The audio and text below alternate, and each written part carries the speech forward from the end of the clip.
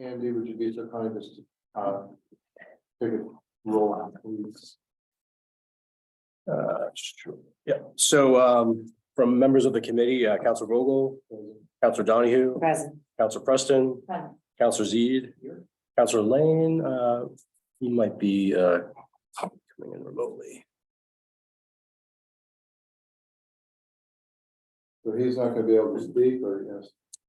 If he comes on remotely, he'll be able to do that.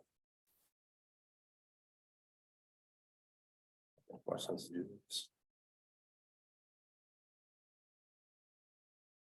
I don't see, oh, there he is.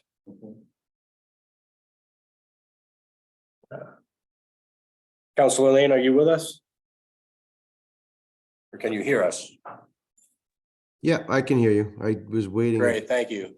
He did say yes. A lot of it is coming out of this. Not very good. Sure why that is. You do have another IT guy at the end of the table there. What's wrong with it? I could not, I don't know if you want to waste time on it. The owl cameras that are set up just working fine all the time, not working tonight, neither one of them for some reason. I don't know. So thank you, Council. We'll try to magnify your voice. I don't know exactly what the issue is at the moment. That's the first time I've ever been told You've got that. Councilor Lane, keep going. Sorry, and so ex officio members, Andy Port, myself, I'm here, Madeline Nash. Mayor Reardon, I think. Joseph Devlin, you're here. Here. Right. So that's everybody. Want to try the video and do just one more time? Sorry, yeah. Here Oh. You just reset the plugs or how did you? Yeah, I think that is probably getting shoot up in there. Okay, thank you. You have any copies? Gonna go home now. So if we can get started, that would be great. Just a couple of things out of the gate. So we have in front of us this the RFI, the sample outline that was revised on the 31st. And I thought that it would be appropriate for us to head through this and see that we have everything in here and kind of review this as to what it is we want to see in the RFI. Understanding that there's a tremendous amount of information out in the public domain in terms of the current assessments of the building, the current conditions of the building, the zoning of the building, previous RFPs. There's a ton of stuff out there that can be reviewed by anybody and everybody that might be interested in taking a look at that building. So the idea is that this evening that we can work through this, add our wishes and wants as to what goes into this RFI. With that, that information gets turned over to Mr. Port to put together the RFI. Once that gets pulled together, we'll reconvene and take a look at that, hopefully last and final document before it goes out to the appropriate marketplace. So this, with the possibility that this may be sort of the last input meeting, I'd like to open up, I think before the debate or before our further consultation amongst ourselves, if there's any public comment, if anybody amongst the public would like to add, if you could take a couple of minutes, let us know who you are, your name and address, and take a couple of minutes and let us know what you understand we've asked for in this RFI and what it is that you may or may that you would like to see further addressed and what information you would like to put out there to the recipients in the marketplace. Anybody wish to speak? Stephanie? Thank you. Is there a place to stand or the Probably. You should be fine there. I'll follow you. Yeah. Stephanie Nikitich, 93 High Street. A couple of comments. Number one, I'm concerned about the language highest and best use, which has a specific meaning in real estate, including does the use financially optimize the use of the land? And in the previous committee meeting, it's been mentioned by a couple of counselors that a developer might misunderstand that and not know that the highest, best and best use of the land for the city, which owns the property, would be different than the highest and best use for a private developer. So I think it might be misleading. The Brown School is valuable public property. And I'm hoping that we can keep it that way. Number two, community-oriented use. So in past meetings, some members of the committee have questioned that community use was ever agreed to by this committee. As a member of the public, I think that community use in this building as a potential is critical. One community-oriented use is still housing Newburyport Youth Services activities. 3, other city government needs. An additional use could be municipal offices. In your first meeting, the mayor spoke about the city's need for this, but that has been ignored. Since that first meeting, I've never heard the possibility of municipal office space in that building come up.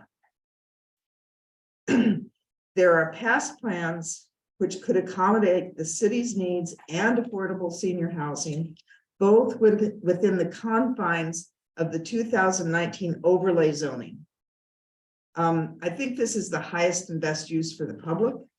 The public agreed to it in 2019. And one of my concerns is this RFI goes out without any reference to zoning, and it comes back and the zoning has to be redone. We've lost a year since this ad hoc was first formed.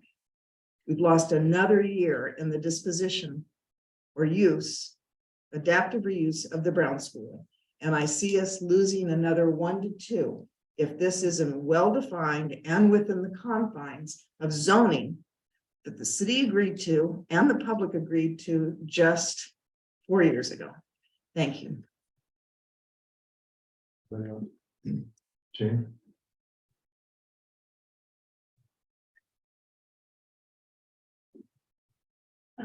Jane Snow. I appreciate all the work that folks have done with this. And I so appreciate Stephanie because she knows how to put it succinctly in the planning and development language that I'm not so good at, and I openly admit it. I think for me, the biggest concern that I have is that, for instance, there's reference to this outline, and I've been to all the meetings and I don't quite understand when the outline was made. And so I'm trying to catch up tonight and read it as you're discussing it. And I am very concerned that the public has had little to no input in this. It's a big thing and it's a very congested area. And I know in the past we have spent hours and hours trying to make a good fit between, community needs. And again, I also support the idea that we do need more space for the office space in City Hall. And I would like to see, almost like a priority listing of what we need. I've heard comments about getting the gym, so we would have a tentative spot for youth services, a home, until, other things can go, because we all know money is tight. And again, I don't think from the discussions that I heard here that those kinds of things would appear in the RFP because they really haven't been discussed. And I guess the last thing that concerns me is we talk a lot about policy and regulations and things. And when something is put before the council, it's referred to committee discusses it, and they vote on it. And the extension of this ad hoc has not met that process. And I am kind of disappointed that that happened. So having not had to go through the proper process and also no public comment has great concern for me. Thanks.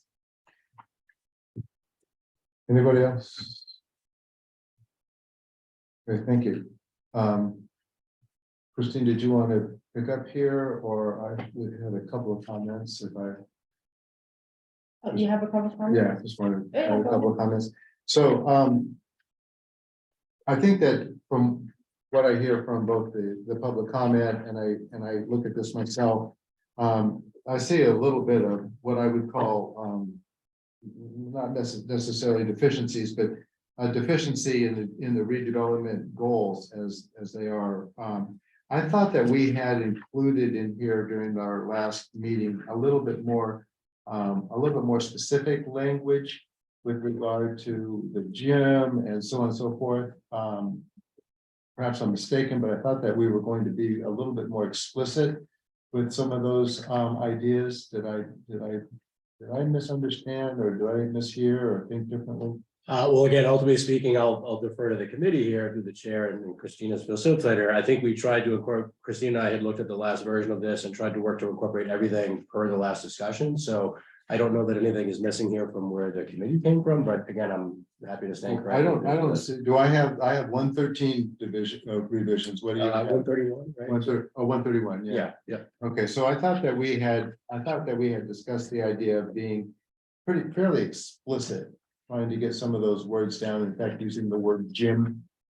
And then now we're talking about, go ahead, I'm sorry. Sure, maybe to address this, one place that I think, and perhaps this may address it or is addressing the area you're talking about, on page 2, the italics in the middle there. Mhm. What we've had added in here is, and this is more explicit language that might be directly as put into the RFI, but all responses shall be responses to the redevelopment goals outlined in section 3 to the greatest extent feasible, recognizing that there may be a variation in the mixture of uses proposed for each respondent, the type, the percentage and depth of affordable housing units proposed, et cetera. Oh, because, Where an adaptive reuse concept cannot adhere to or be permitted under the Brown School Overlay District zoning, or does not involve preservation of the existing gym space, again, this, with the assumption that these are sort of baselines for some of the public comments, respondents shall provide a written explanation as to why modification of the Brown School Overlay District zoning or removal of the gym would be necessary to facilitate the proposed project for the purposes of financing or as otherwise required for overall feasibility. And the intent behind that was to point folks back, I think, to some of the prior discussion to maybe the expectation that folks are following the baseline that's been established, the zoning that's in place, you know, et cetera. However, per some of the prior discussions this committee's had, you know, again, I'll defer to the committee, but my understanding was there was an interest in seeing proposals, even if they could not adhere to just the Brown School Overlay District, or even if they didn't necessarily include gym space, that it would be still preferable to hear what folks have to say, the nonprofits, developers that are willing to be partners with us, and to hear the reasons why that may not be the case, rather than taking proposals only that respond to the zoning or include the gym, and then perhaps because none of those are responsive and other proposals together responsive, or no proposals come in, have to go out again later on for another round. The idea here was to try to get any and all options on the table. First and foremost, ones that are responsible for the zoning and potentially include the gym. But if not, to look at those other proposals, see what they have to say about them, and to hear their rationale as to why it would be necessary to alter two of those provisions or potential expectations, depending on your position. right, so in the background, in number 2, we do speak specifically about the regulatory conditions, existing zoning and other restrictions. I was thinking that and this again, I'll put out to through this, Christine, perhaps we can work through some of the redevelopment goals so that everybody is satisfied with the explicitness of what's there and what the desires are. And then under the development concept with the paragraph that you just read speaks back to that if they can't do it, then, you know, we want to know about it. And I hope with some great hope that kind of eases a little bit of the tension in the room and allows us to move forward on getting this out. What tension? Yeah. I don't feel any of it. How about we start from the beginning? That would be a good place to start. So I think for the purposes of today, I wanted to just briefly walk through the outline again, because at the last meeting, it was the first time you had laid your eyes on the outline. And I had asked everyone to go home and think about, okay, which way do we want to go for each of these objectives and goals, and come back with more solidify ideas of your own and come to a consensus of how to move forward. I think at the end of this meeting, I think we should all be able to, or this committee should be all able to vote on a rough, I don't want to say rough, a pretty well-formed outline to inform the fully fleshed out RI. So that being said, this again is an outline. Whatever we add today is not necessarily going to be included in the final RFP draft. This is just an outline for us to guide our discussion. So the reason why I want to start from the beginning, because that's the kind of main question that I still have for the committee, is that what is the solicitation? What is the opportunity that you're offering to the development community? Is this going to be a sale of the property or a long-term ground lease? I know at the last meeting we discussed that you could leave it open and see what you get back.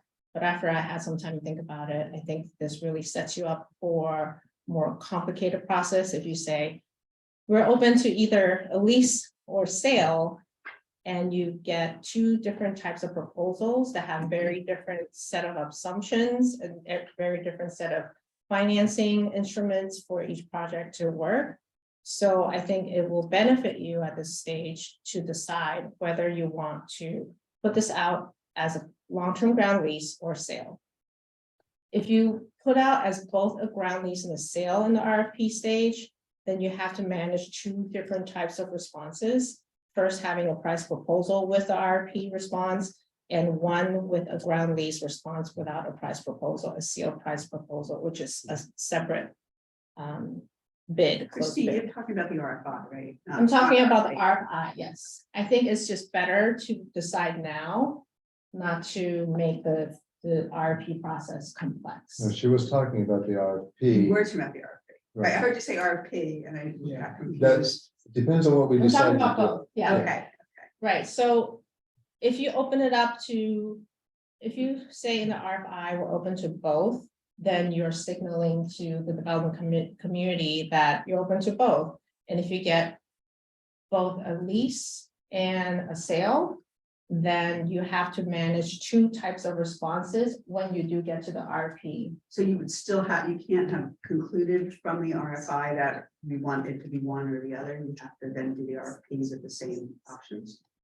You're not obligated to commit to one or the other. I just think it makes it easier for the city to commit to it now at this early stage. If I may just supplement that, I think the primary problem I see with that potentially is that you have apples to oranges in the proposal. It becomes very hard to weigh them against each other when they don't Yes. have one of that basic parameters at the outset.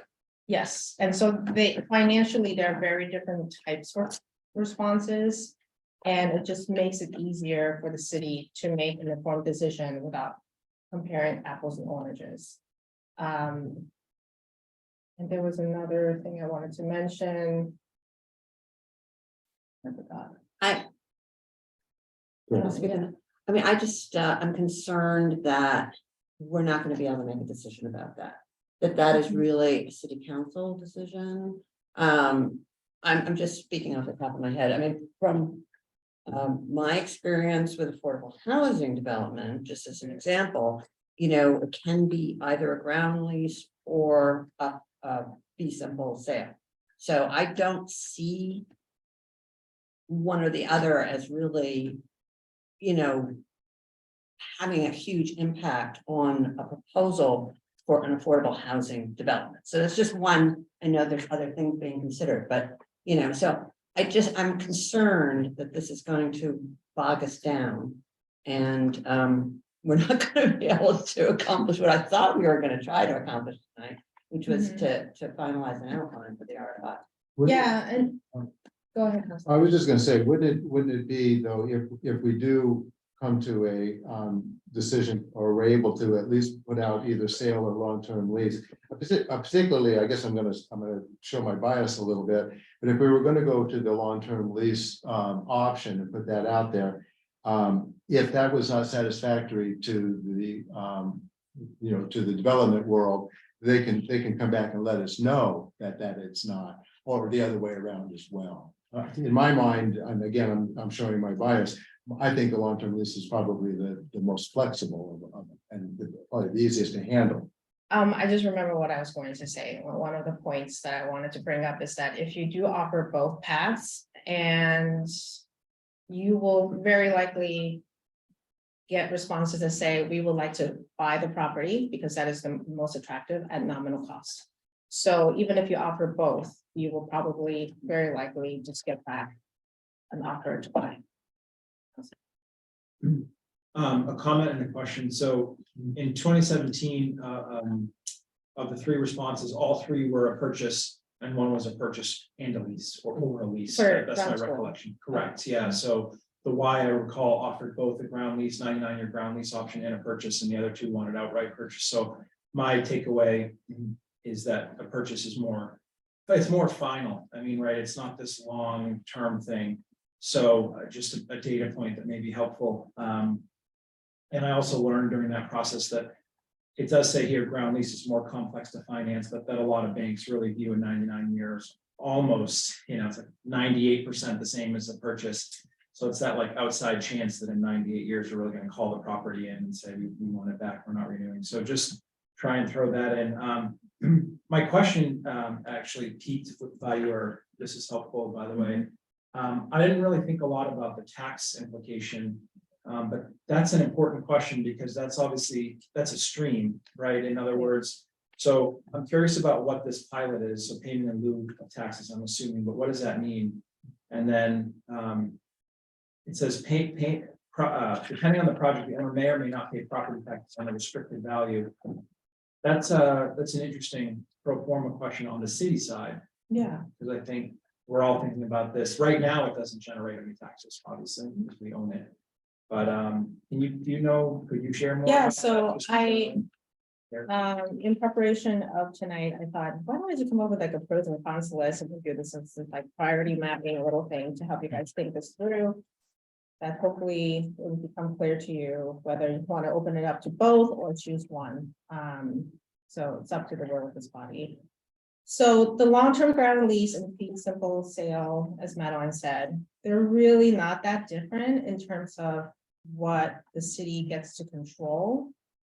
It's the long-term ground lease gives you an impression of control, but at the end of the day, if something happens to the property, let me just backtrack a bit. A long-term ground lease is where the city maintains ownership of the land, but you negotiate the lease of the land with the developer, but the developer will own the building and any improvements. If they decide to construct anything on the land, they would still own it. So any new buildings, new structures, they will own it. So a long-term ground lease is where the city can hold on to the lease. You negotiate the lease terms. Typically, you start with 99 years. And it's very unlikely that the owner at the end of 99 years will just vacate the building. I've not seen that happen before.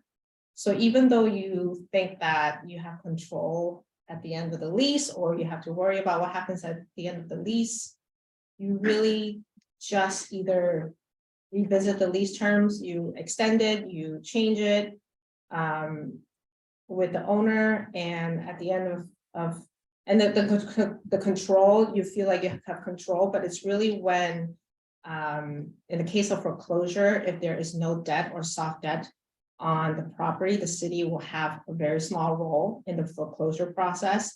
Anything that happens to the property, the building itself, usually the lender will step in and deal with it. So the risk is really minimal to the city.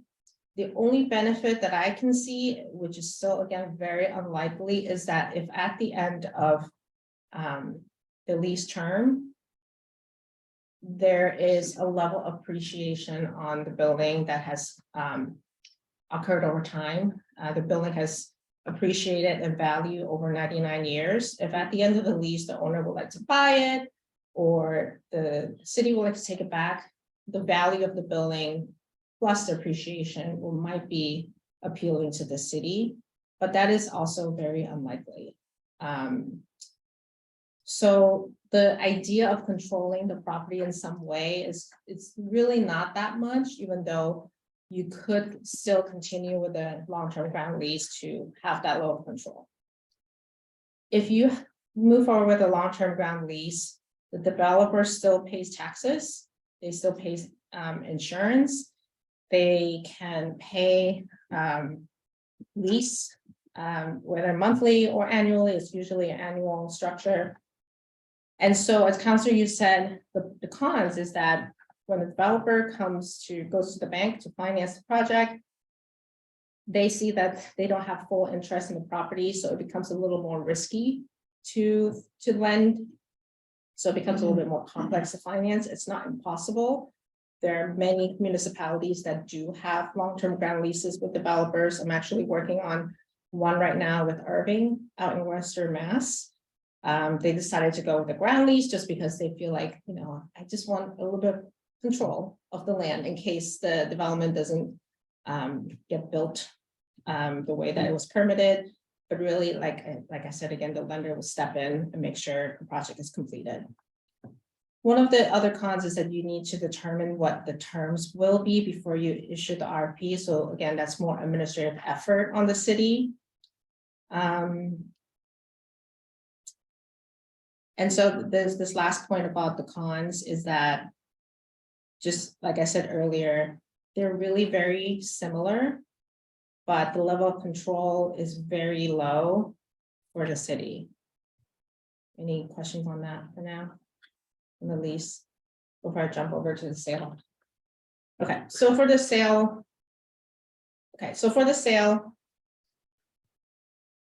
One of the cons I thought was the city can determine the price of the land that they're willing to sell. But keeping in mind that this had come up before, is that if you would like to build affordable housing on a property like this, the cost of land would be the most expensive cost in a pro forma. So the more expensive it is to acquire the land, the less attractive it will be for the developer. And so it's very likely if you put this out and say, we would like to offer the property for sale, you will likely get responses where the acquisition cost proposed is either $0 or $1 or something very nominal. So depending on the project, the owner may or may not pay property taxes on the restricted value. So the restricted value is really referring to the deed restriction. If there is affordable housing on this property, you do have to place affordable housing deed restriction. So that brings the value of the property down to a different level. And this is really where there's many scenarios that could play out. The assessor will work with the developer, whether it's for profit or nonprofit, on what level of taxes they will pay on that restricted value. And for nonprofit, typically, they don't pay taxes. They're exempt from taxes, except if there is a part of the property that generates income. And that is where rental apartments come in. So if they do have a cash flow on rental apartments, then they will work with the assessor on how much taxes to pay on the income generating part of the project, which is the rental. There are other negotiations for a sale during the disposition process, where you negotiate payment in lieu of taxes, the pilot. A lot of nonprofit developers do this. So at closing or at disposition, they can say, or the city can propose an administrative fee or administrative reimbursement, where you say, we have taken X number of value in dollars for our staff to prepare this RFP to get the property ready for disposition. So we would like to be reimbursed for that cost. It's typically between, what did I write down? It's typically between $50,000 to $100,000 in the disposition agreement. So that could be the payment, or you can negotiate an additional payment at closing that will just take care of the taxes question. So it really depends on how you negotiate the sale and the closing. Yeah, go ahead, Counselor. I'm just trying to, so pilots are what a lot of universities do too, right? Like in Boston, that's pretty typical. There's nonprofit developers, housing developers that also negotiate pilots. But it sounds like it's for one time. It could be one time, it could be annual, instead of paying assessed taxes. On the long-term ground lease, the restriction on the restricted value, is it the same, or do they actually pay the full boat on the whole property, the underlying, do you know the answer to that? So on the long-term ground lease, they will probably pay the restricted taxes because if there's a deed restriction. It's a diminishes restricted, the value either yeah. way. but you still get the payment. Okay. So one more pro under sale is that it's less complex. It's easier for the developer to finance a project that for a property that they have full interest in. And so it's less complex and cleaner for them to finance. The two cons that I can think of is that it, like I said earlier, just reiterating, if you have a high acquisition price for the land, it will make the solicitation less attractive. And the city doesn't capture any appreciation of the property because you have sold it.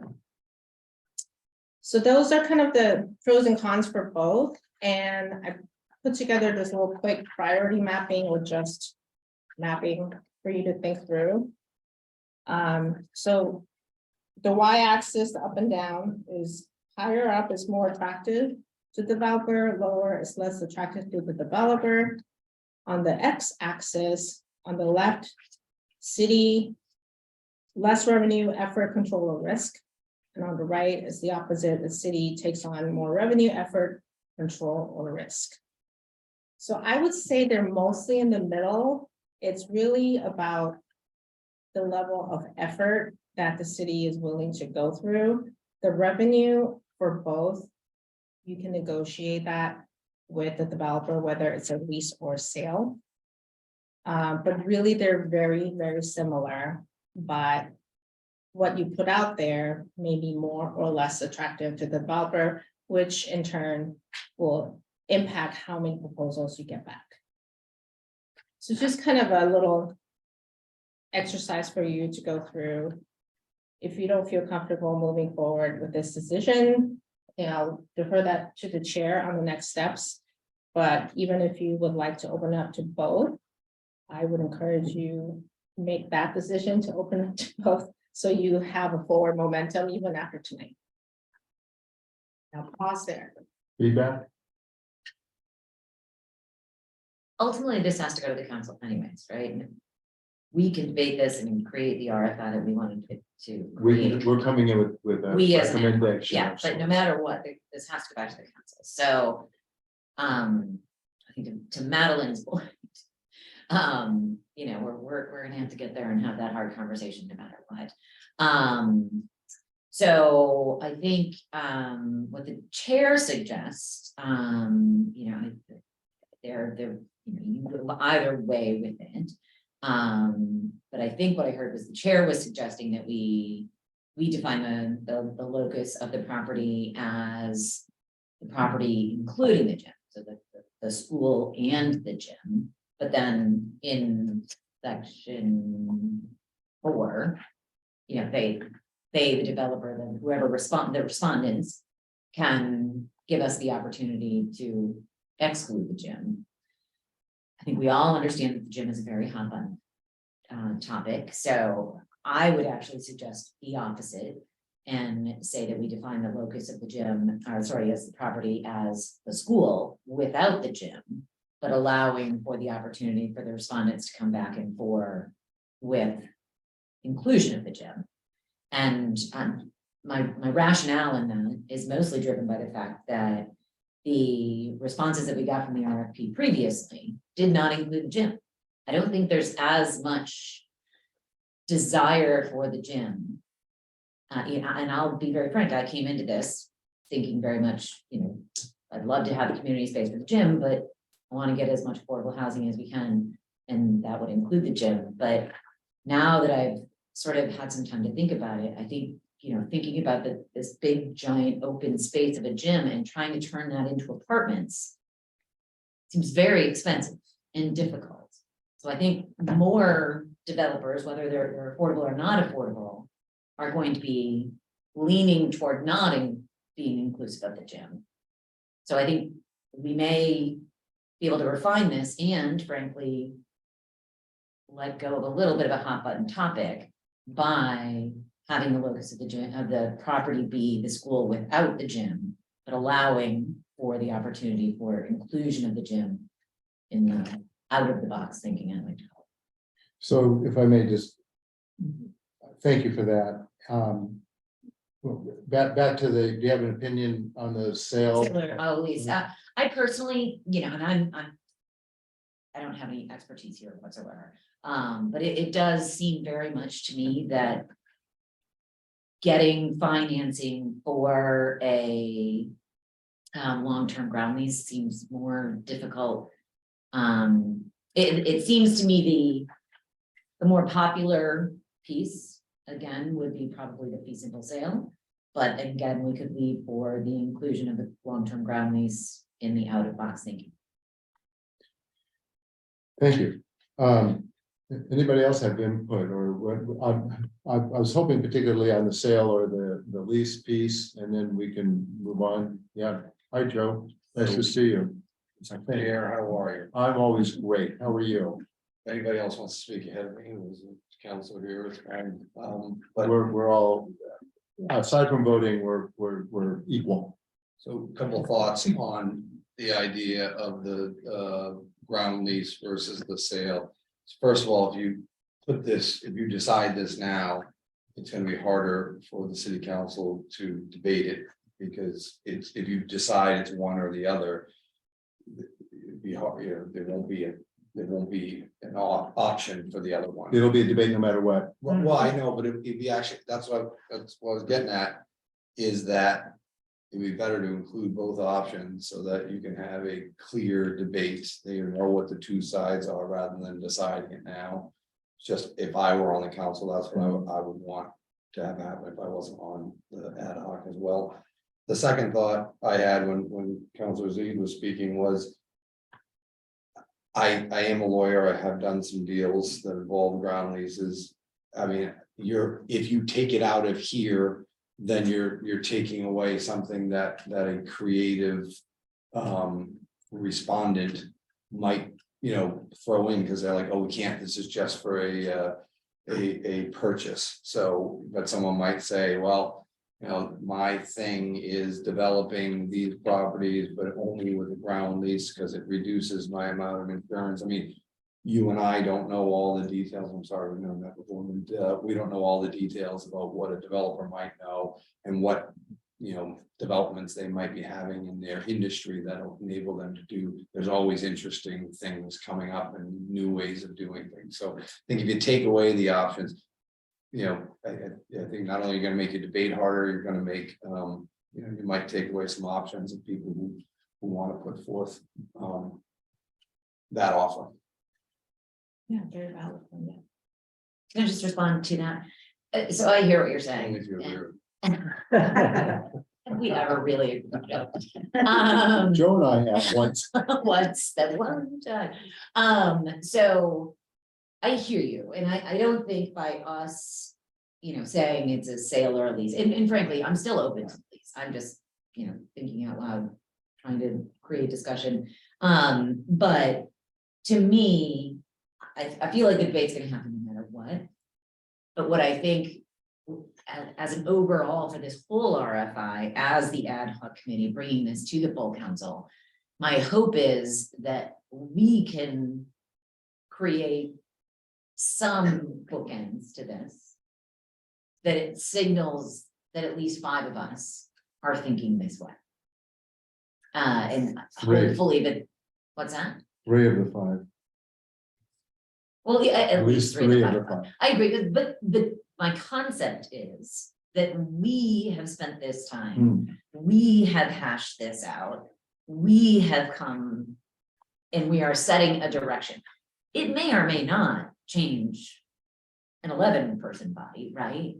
But otherwise, I just feel that debate on the floor is gonna take forever, and we're gonna spend. Can I ask one basic Certainly. question that I meant to follow up with? Just, I have a recollection, and it could have been just something that was proposed but was never voted on.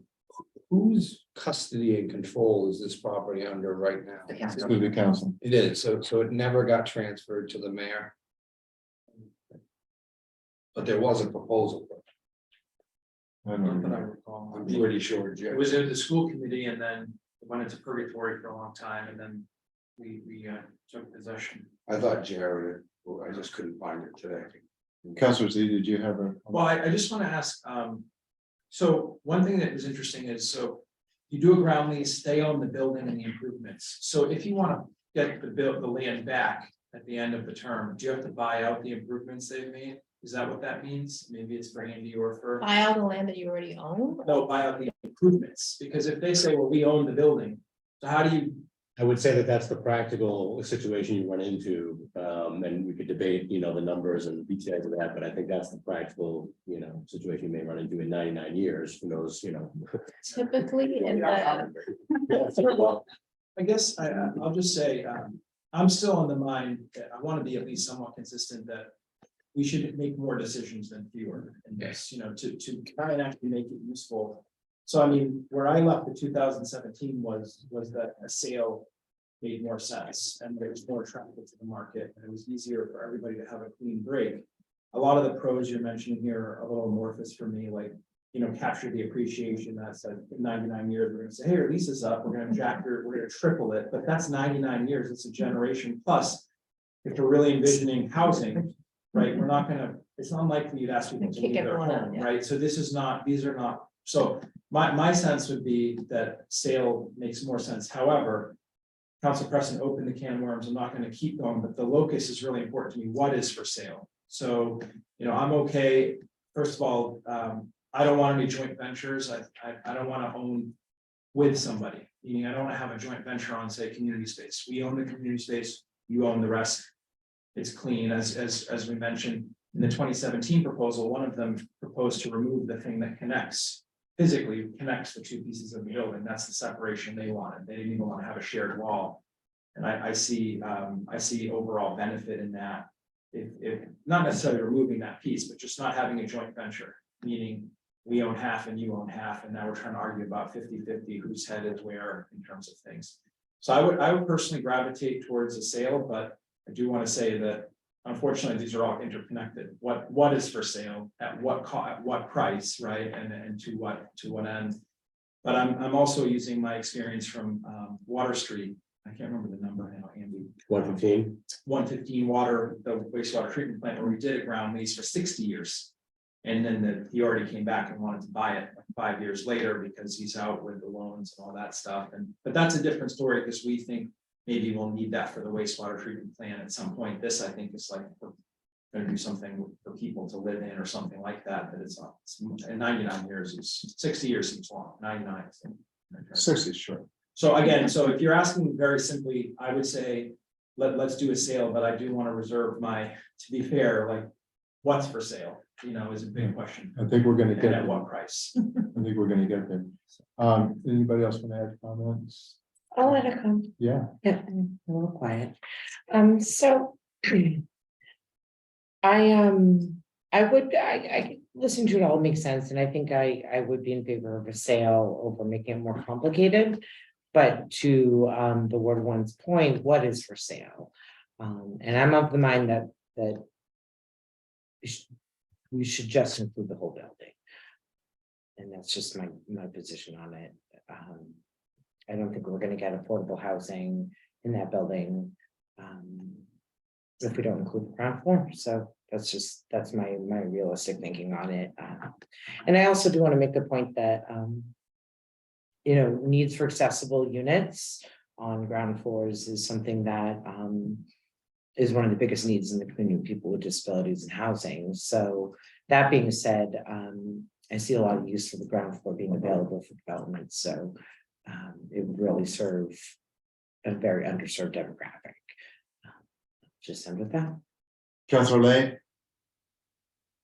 Hi, thanks. I've always been among the belief and haven't been too quiet about it, selling that property. I do think that there is redeeming quality in the gym. And I guess my question is what When are we getting an appraisal done on what that looks like with the gym and without the gym?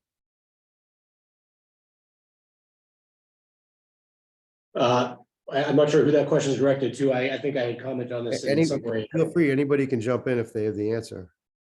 Sure. I get one difficulty with that, and again, it's a policy choice to some degree as to when we do that and under what parameters we're doing it, I think is the main difficulty. We'd want to be able to be clear to the appraiser what the stipulations are. So right now, they'd be looking at, current zoning, for instance. But if there's other stipulations on the reuse of that property, which portions are included, the actual opportunity, or stipulations about number of units, things like that. Those maybe all be factors that go into that. So again, it's up to, ultimately speaking, mayor and city council as to when, and it may be reasonable to do it or when it's beneficial to do that. But it also largely goes to, for the appraisal purposes, it ultimately goes to the terms or the scope of development that could happen there one way or another as they look to the highest and best use. Yeah, that's awesome. But when are we gonna get those numbers? Because we can do all that and it's not really that expensive.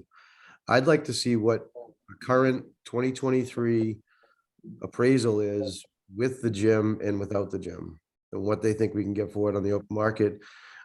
This conversation is so gray to me.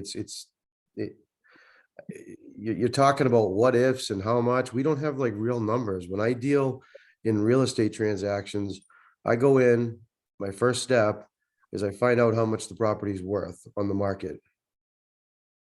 I haven't heard what the property is worth on the market right now in any of these conversations yet. We're trying to assign purposes to the building without knowing any of those numbers. It's kind of madness to me, I guess. And if I'm lost, then feel free, somebody please explain to me why we wouldn't just get a definitive value on what we're looking at before we decide on uses and leases and sales and everything else. It's, cart So, before the horse. Counselor, this is not an appraised value, but the most recent fiscal year assessed value for the building and the land is $6.26 million. All right, well, I know that assessed value and market value is definitely not the same. So Yep, and so I guess my request is that we get some sort of appraisal that's accurate to today's market, the current, what we're in currently.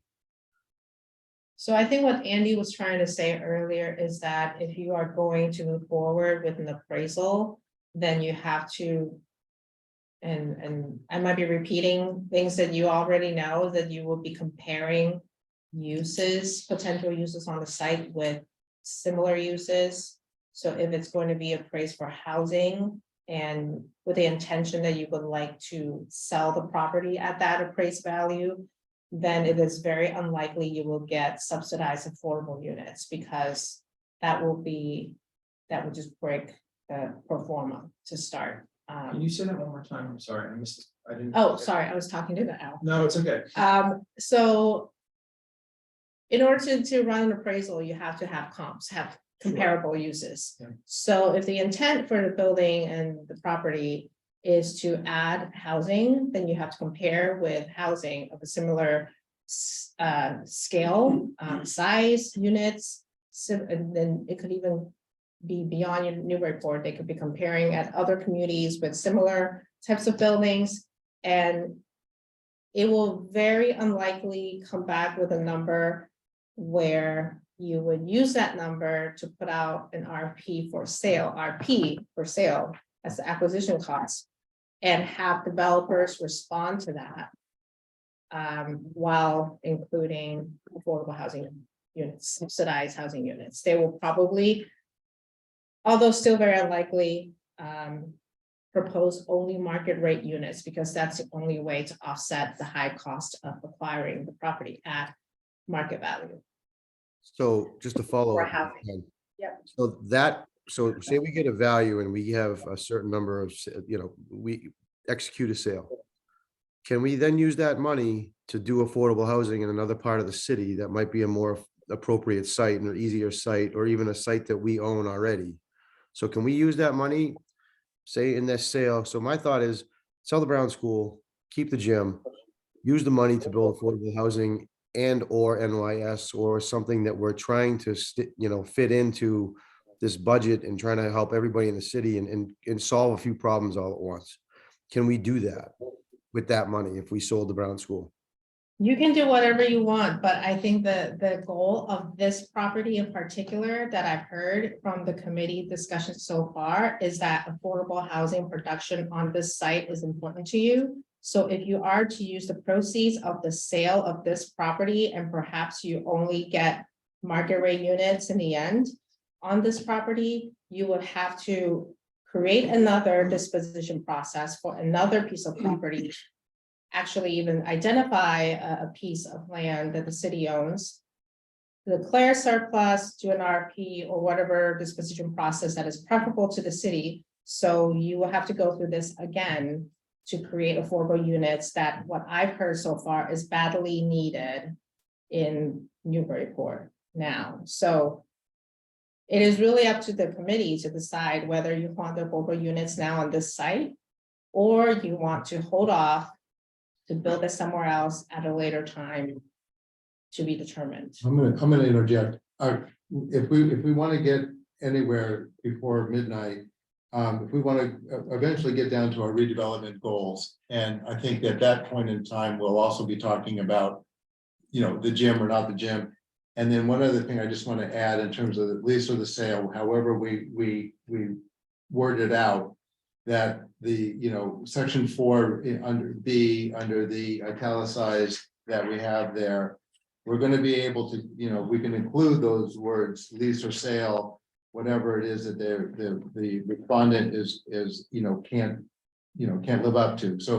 So we can pick one of the two and we can give the respondent the opportunity to say yes or no, I can or can't do that underneath the development, the section 4 of the development. Both of you have questions. Whoever. You can go ahead. All right, just a few comments. The first one is that I feel strongly that we have a building now that could be rehabbing for affordable housing. And based on what Christine said, and also just to do new construction and to find a site and all that, I just don't see that happening in any real meaningful way. So I would say it really makes sense to keep this to make as many affordable units as possible in this. Number two, my understanding of the appraisal process is to think of it not as just straight residential appraisal. You appraise your house in the neighborhood and look at the comps around it. But again, as Christine was saying, unless we know the use there, you don't know what to compare it to. So if it's going to be, a bowling lane, or if it's going to be affordable housing, or it's going to be market rate housing, that's how the appraiser would do the appraisal. So it's sort of not meaningful enough at this point to do the appraisal until we know what the appraisal is for. And then my third comment was, I'm just going to echo what some others have said, is maybe it's deciding fee simple or long-term ground lease. And I personally don't have a strong opinion on that. As long as in that italicized part, you say, if you have something else, that out of the box, here's the chance to suggest it, but we don't necessarily prioritize it. Yeah, and I'll be quick. I think in general, most developers would probably prefer a fee simple sale. I mean, I just think it's simpler. Secondly, I think that, as a member of the Affordable Housing Trust, we have consistently said that we prefer developers provide a unit in their development as opposed to payment in lieu, because finding a development site is really the hardest thing. So, money is great, but if you don't have anywhere to build the housing, it's useless. And then lastly, I just remember in many community meetings, what I've heard folks say was, we do not want another Kelly school. That was sold for market rate condos. And I think that people want to do something different with the Brown School. So that's just some thoughts. Okay, do we want to put a stake in the, would be hard to put a stake in the ground, I think, the Councilor Z. Could I without. just, real quick, point of order, Sure. could I just comment before we move on forward here? And this is to Director Port. Director Port, does the city own properties that we could use for affordable housing? It's a great question you ask, and as you were saying, your initial comment, and one of the concerns I guess I would have, which I guess I should speak to anyways, the properties that we have are relatively minimal in terms of their potential for housing units. So, well, certainly, procedurally or mechanically, the monies could be taken and used elsewhere.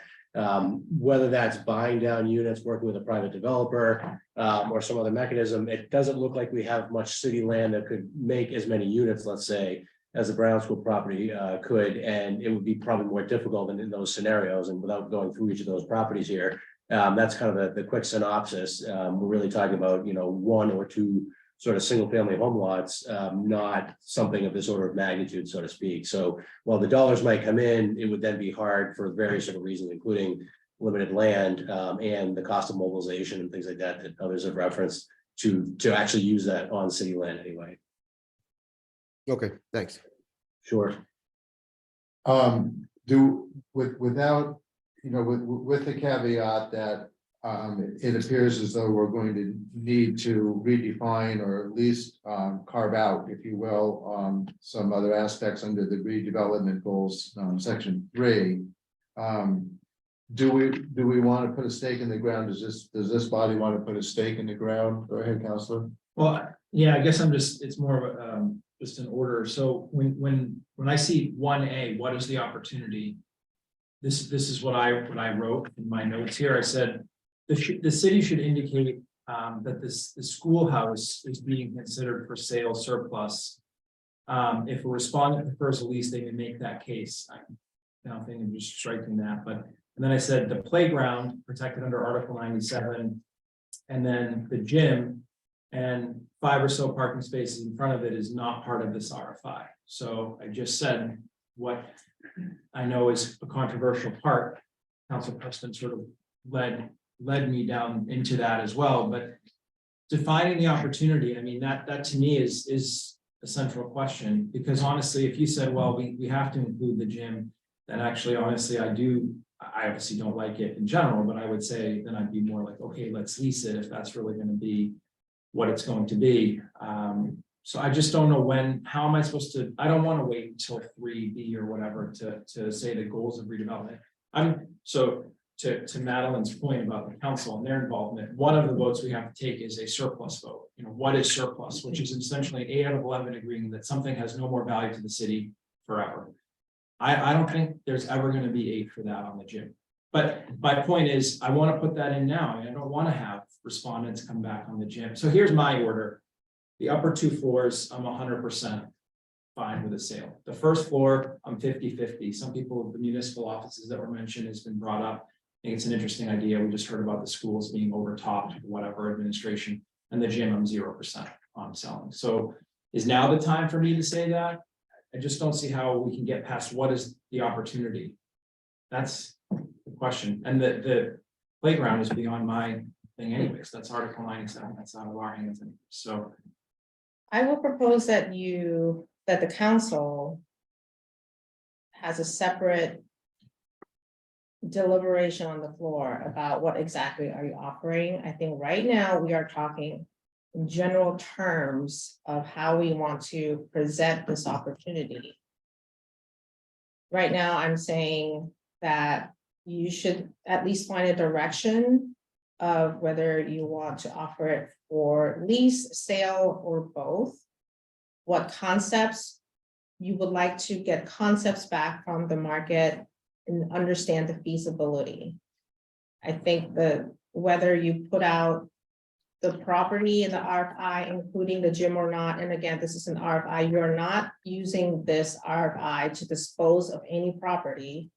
If you're saying that we are disposing of this property through this solicitation, then you would have to go through the whole chapter 30B and solicitation that is more like an RP. Right now, you're just trying to set the parameters, the borders, the guardrails for the developer to come back with a concept. And then you will have the opportunity to decide whether it makes sense to give out the playground, the parking space. Like maybe the developer will say, we can make this work with the playground or without the playground. But right now, you're not even giving a direction of how you want to see the concepts being brought to you.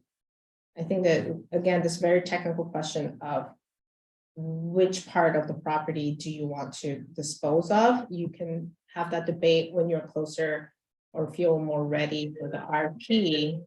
when you actually dispose of the property. But if you decide now, I think you I mean, will lock that's the yourself, core disagreements. I mean, I don't need. if you lock yourself into a position now, then Yeah, but let me just say it a different way, with due respect. However long I'm on the council, which is, I guess, at least until the end of December, there is not a proposal that I would vote to surplus the gym. Hard stop, full stop. No, for me, I'm only one, I'm one of 11. So now you're down to 10, you need at least 8 to get to that. That's my point about this. Others may think there are some proposals I could vote for that surplus the gym and others that don't, but I don't, and I'm sort of arguing with everybody, and with due respect to Council Lane, if you come back and the gym is sitting on a real reserve and it's worth $10 billion, you still don't want to sell the gym, I want the gym. So I mean, it's not an argument against any one individual person, it just isn't a vote I'm gonna take to serve, that has infinite community value to me, because we can never replicate it for all the reasons we already said. It's hard to find land and blah, blah, blah. We just did. Right. So Councilor, right, I mean, I think that your position is defendable, it makes sense to you, and it's a position, and I think that what we're doing here, I mean, it's great to understand your position, and you make it perfectly clear, but I think what we really need to do is we really need to understand what there's all kinds of things, all kinds of pressures on this building, right? We've got this valued engineered breakdown for $1.7 million to do something with the gym that also, in my opinion, lacks a lot, but we can make those decisions. But I think that we're gonna have to have that debate on the floor. There's no two ways about it as to what is for sale. And I think that in here, if in the background, it says the location, the neighborhood, contact, text, and then a brief history of the Brown School, previous and current uses. If you want to see that expanded upon to where it talks about, the use of the gym, and then it was used for a municipal facility, the NYS, and you want to expand upon that so that it is very clear to the developer that that's what's there. And if you want to go further into the redevelopment goals, that we are concerned with being able to provide the gym on a community basis, and we want to be able to have access to some municipal use of the space, we put that in there. And we see, how are we going to break this down? I mean, we already know that we've got at least $1 million, almost $2 million just to get that gym some shape. I haven't quite clear to me exactly how. So we can do this for the rest of our lives, or we can put this out there and try to get the development community to come back and let us know what we're talking about, right? I'll just ask this procedural question then, because there's an order in front of general government now that proposes that we go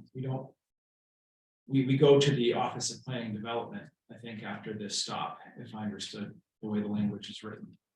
So I'm just asking, when is this debate happening on the floor? Because if we want to punt on this and say we'll have it on the floor, that's okay. Then I can go argue, make my case there. We can try. I mean, I think what comes to us on the floor is when there'll be one point that'll come back to us for a refinement of what the planning director comes up with. So we'll have that, so we at least know what we're all putting out there to the development world. And then we're going to get responses to that. And we're going to debate it. I mean, if you want to break it down to however you think you can figure out how to break down the gym or take the gym out of it, I don't know. I mean, but I think we're gonna be on a. no, I agree. We're just spinning, but where we disagree is that the what is for sale is like the most fundamental question of this whole thing. I mean, that is not an outside.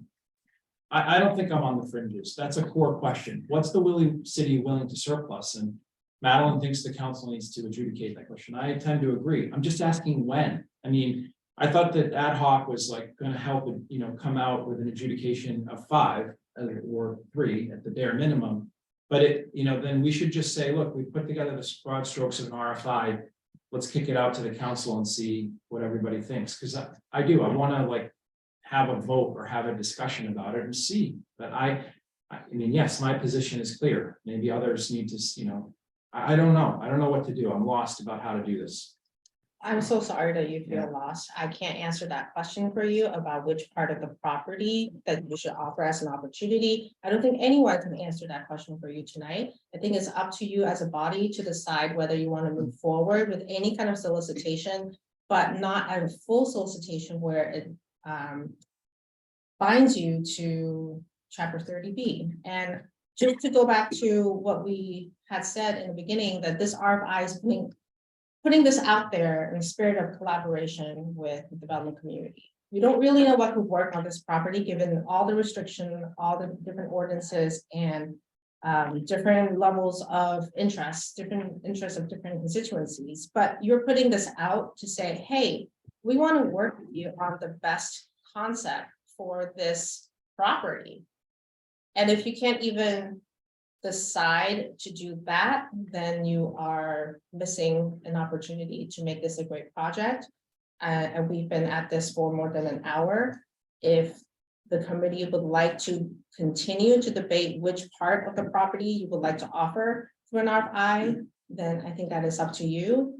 I think I'm here to help you move forward in your conversation. I think you've done a really great job at getting to this point that you are even considering significant pieces of this RFI, whether you want affordable housing, whether you want to consider different concepts that's beyond what is allowed on the site. I think that is a lot of progress that I think shouldn't be taken granted of. So I think we are in a good place to at least talk about some of the redevelopment goals. I think that the last meeting, as Madeline pointed out, we didn't talk about specifically what levels of affordability that the community would like to see as part of this. You can be clear on the income levels, or you can include language that refers to maximum affordability and let the development community bring back an idea of how they could make it work in terms of numbers. But I think that is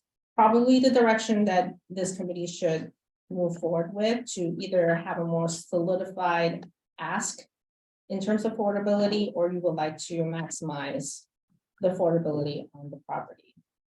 So I will pause there and see if we're ready to talk about the redevelopment goals. Thank you. Yeah,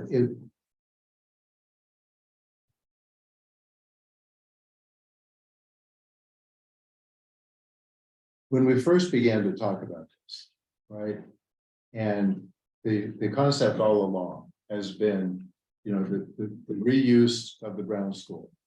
And since that point in time, the building has deteriorated considerably. We're at this juxtaposition where now we have, the firm stake of the gym. We actually have a valued engineered concept on it.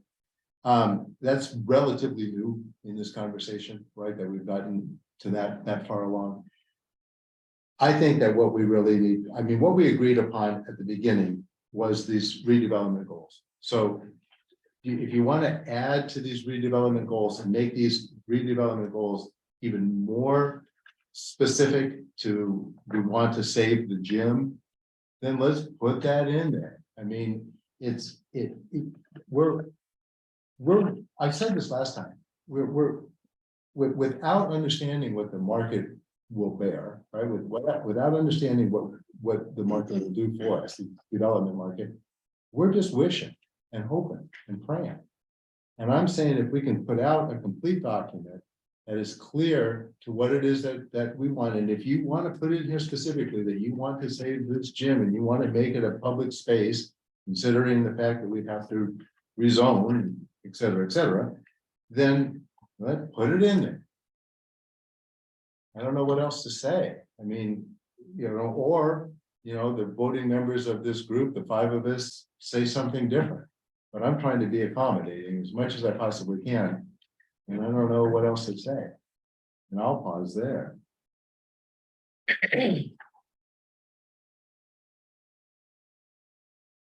Please. I mean, we could have proposals, with the gym or without the gym, and see what kind of a response we get. Yeah, I think we just want to move yeah. this forward, and if the Mhm. gym is, something that's gonna stop us from moving forward, I think we need to, Mhm. Yeah. consider proposals that preserve the gym. Yeah, and I think the way that Andy had helped revise this in section 4 is that we would very much like to see a project that conforms to the restrictions on the site, but we want to see any other ideas you may have. Might be a great idea that includes the gym or not, but either way, you must explain to us the reasoning and the logic and financing behind this alternative concept. Right. So I think that provides a lot of flexibility for the committee and for the council to make your decisions. And I think that's great. I don't think you need to be specific about the outcome of this project. But if I feel like we're just kind of stuck on this one question and we're all circling on the one question, which I find maybe at this point, asking the question itself is more useful than finding the answer to that question, because it does hold us back from proceeding. So, Wouldn't it work if we put the desire for the gym and the redevelopment it is goals? up to you, and then it's up to you. I mean, isn't Put that that, in there. that's what you just, isn't that more or less what you're saying though, right? I mean, I mean, if you want to put preservation of existing structures or however you want to Yeah. put it, but also have this other alternative, yeah, with the concept saying, if you can't yes, conform to the goals, tell us why. I think that is a good compromise, but that will get us out of this gridlock of.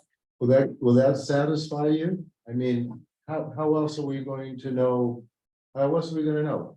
Can we put it out there? Can we make that very specific understanding that the preservation of the gym and accoutrements like a tap room and a stage and a I think the locker room. I mean, do you want to? I'm happy to put it in there. I think there are 5 voting members of this committee, and the counselor has made his position clear, and if other counselors would like to step in and share the concerns or thoughts on the question on the gym, I think we should, but it is getting close to 8:30. I don't think anyone wants to sit here for another hour. So I think it would be great if we could be more productive. She's And yielding wrap to you. I'm sorry, excuse me. She's yielding to you. And Sorry, I just wanted to say, so, having seen this building, sit in this position for years, right? And wanting to see something happen here, I think we all want to see that happen one way, shape or form. It's been a long period of time, since we've received it from the school department, and we had some debate for a year or so. There was debate as to whether the school department would want more space in there. That door was closed. It was brought over to the city council for care and custody. And we haven't yet in those years, nor in the recent proposals, seen a agreement from the council either on how much money to invest, if anything, into the gym or other components of the property, how much to retain here. So that to me suggests that there's still benefit to the city in having the broadest possible spectrum of options or responses coming into the city. I think there's unfortunately, there's a little conflation here, I think, between an RFI that's going out and just gathering concepts from folks and an actual determination by the city council on disposition, which is whether or not to include certain aspects of this. And I agree that those are fundamental key pieces. My concern with that would be if we're sort of shutting the door immediately on any other dialogue of any other options, we're potentially not gaining the benefit of hearing what those options are, no matter how creative they may be, to council that was a point, seeing the creative options that are out there. And then deciding from there, the council still has the complete control and decision to make about what to do with the property. But preemptively making a decision on some of these parameters here, to me, may actually not serve the city's interest. We might see ourselves in a situation in which no one can respond back or give a proposal that's responsive in those parameters. And I would hate to see the months pass without seeing any responses that we could potentially have a dialogue about and revisit whatever parameters there may be with this, because we basically pigeonholed ourselves into only 1 or 2 scenarios that are viable here. to me, I think in the dialogue that I think we've seen today, to me, suggests that there's benefit and there's general consensus amongst the group that we'd like to hear what folks have to say out there. If we don't go out there and we don't hear those responses, or we're concerned about hearing what some of those responses are, I don't know how much progress we're able to make here, including some of the discussion about how much money to invest in, say, the gym or any other aspect of the property, because we don't know the other pieces. So to me, the benefit of doing this RFI process, doing it as openly as possible, again, pointing back to the baseline and saying, we'd like to see you adhere to the baseline, but if you can't, tell us why and give us a good rationale why, so we can consider that. It doesn't force any decision on the part of city council. But it does give us as many options, as many responses as possible to digest and to make whatever decisions we have going forward, rather than being in a standstill where we don't have, to Councilman's earlier point, this is to see what the private or nonprofit market, those partners that we might have can do. And if we don't hear that voice right now, it's hard for us, I think, as well, to go back to the neighborhood and say, here's what we're thinking of doing, because they also don't have the benefit of those responses to weigh in on what they think is beneficial. Council President. I'm glad I yielded to Andy since he said essentially what I wanted to say. But adding on top of that, at the end of the day, my brass tacks are the worst thing that could happen is that we get nowhere and the building continues to deteriorate and sit there and do nothing. So I am willing to bend and yield and compromise on a lot of different points in the interest of getting this to move forward. But as I started with, for me, my position is I would like to retain the gym as community space. I'm willing to bend and yield on that if it makes development of the property untenable. But I feel like if we alter the language in the RFI so that it has a more modest tone, a compromising tone that does not include the gym, but allows for the potential of development of the gym and or B, that would be where my vote would be. So, And sell it. okay, And sell the property for the Okay. gym and. okay, so we're getting to the point where we're gonna take, I think it might be appropriate to take a vote, or at least nail some of these things Excuse me, down. Mr. Chair, can I Just 1 second, please. So if we could, are you saying then, Councilor, under the redevelopment goals, would it be appropriate, or maybe put this out to all, would it be appropriate then to add the very specific language, as I said earlier, something around the, and first of all, in the background, that the brief history of the Brown School and previous and current uses includes, a gym, community, youth services, and potential, and I don't know, at one point in time, it was a school, right? So, administrative offices. So we put that in the background, and then in the redevelopment goals, we go ahead and we add very specifically, retaining the gym for community use. And, maybe, I don't know how much, how we're gonna put in some type of language on, municipal office space and so on and so forth.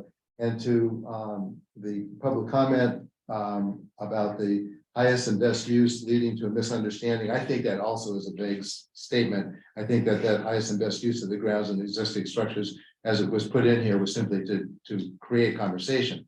So does that sound reasonable? If I said anything at all? How would you have a municipal office if you offer sale? Well, that does beg that question. That would be very Right, maybe they rent it back. I don't know. I'm just trying to accommodate everybody, right? But I think that I think that there is value to a developer, be it affordable housing or, that includes affordable housing. I think that there is the possibility of appeal, so perhaps preserving the gym. I don't know. So all I want to do is move forward by putting that language in here. So at least the word preserving the gym appears so that we can leave by 9 o'clock. Well, maybe I'm going to volunteer Andy to put that in. Yeah, so I into understood, a I draft can, afterwards, but if you want to take a vote to put that in, if that makes everyone satisfied enough to move forward, you could go ahead and do that, but I would leave it up to Andy to add that language. Joe, you had, comments? Yeah, along those same lines, I was just, from an outsider's perspective, when I read the past minutes, I noticed the same thing. The mayor himself and the designee mentioned office space and the need for office space. The end of my last term, that was something that was coming up again, which was that our city hall was filled to the gills and was overflowing. And then if you don't put it in here, then you're gonna get, the people coming to you are gonna say, I want all of that space and I want to turn it into, that's how developers and even nonprofit developers work. They're just gonna say, I want it all. So if you don't put the gym in there, you're not gonna get any proposals that suggest that they're keeping the gym. The office space I was gonna add too, but I have, that's probably a good point, but it is one of the mayor who is a participant here and an important stakeholder. So the mayor was talking about having that there, and that might be a way to go forward. The last thing I would say is about public comment. It sounds like this was the first public comment here, and I would think that the final draft of this would be best shaped after you put it together and say, this is our draft form, put it out there, and then invite public comment to a final meeting. Because this is not, a lot of times what happens is the council goes forward or the government goes forward without getting the public comment, and at the end, the public comment comes in and it turns out they're not the same. And that creates a big, in my 10 years over, a couple different things that I did, that was always where there was a lot of fights over that. Well, I think that at any point in time after the responses come in and the response are decided upon or get whittled down and get debated, I think at that point in time we go right back to the public again, and we have the public hearing and we have that input. Right, but these are policy decisions Yes. in this document. That is true. Should get public input before it goes out to people. I agree with you, and I also agree with you very much about how we're going to sell this building and then put municipal office space in there as well. It happens all the time, Bruce, What's that? that we agree with each other. I know, you write that down though, somebody note that. Put it in the minutes. The gym, on the other hand, I see a little bit of a.